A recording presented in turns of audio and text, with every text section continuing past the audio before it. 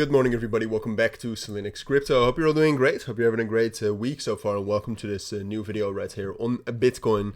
Relatively quiet morning so far. I expect today to be relatively quiet as well, at least in terms of volume.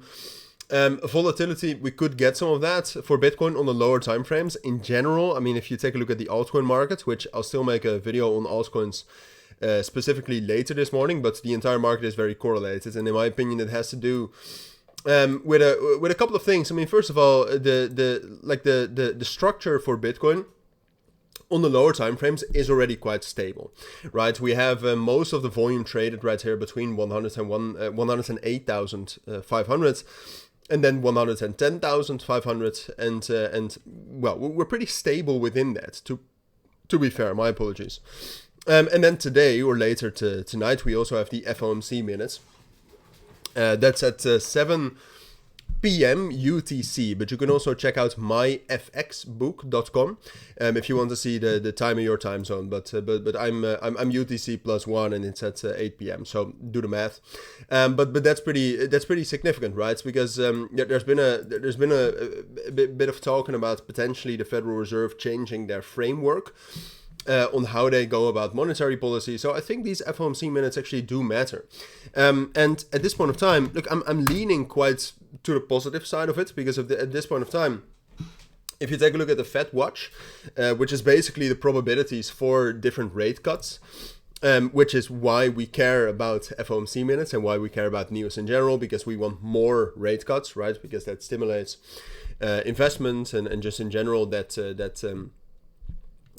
decreases the discount rate, that makes in general stocks and crypto more lucrative.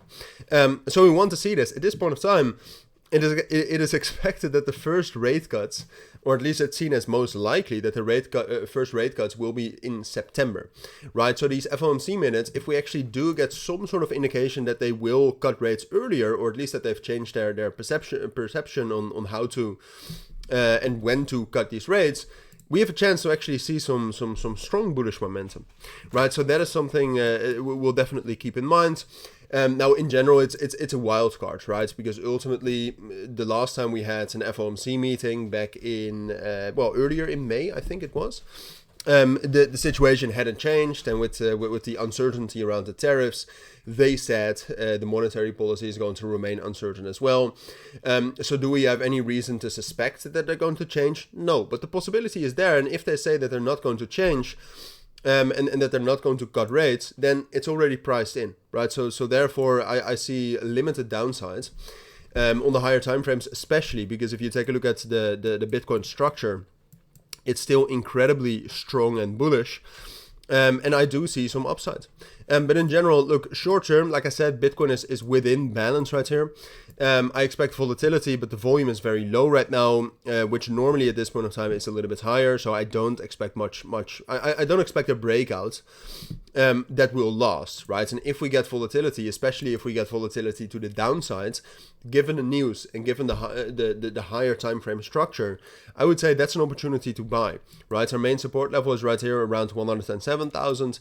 If we are lucky, we get a drop into 105,000, but I do not expect that. And then you go to the daily time frame, and you can see that this is still a very bullish structure, right? So therefore, I'm still bullish on Bitcoin. Short term, like I said, I think it's more likely to remain in this stability. We can have some volatility outside of that stability, but ultimately it's going to be with low volume most likely. So therefore, those are opportunities.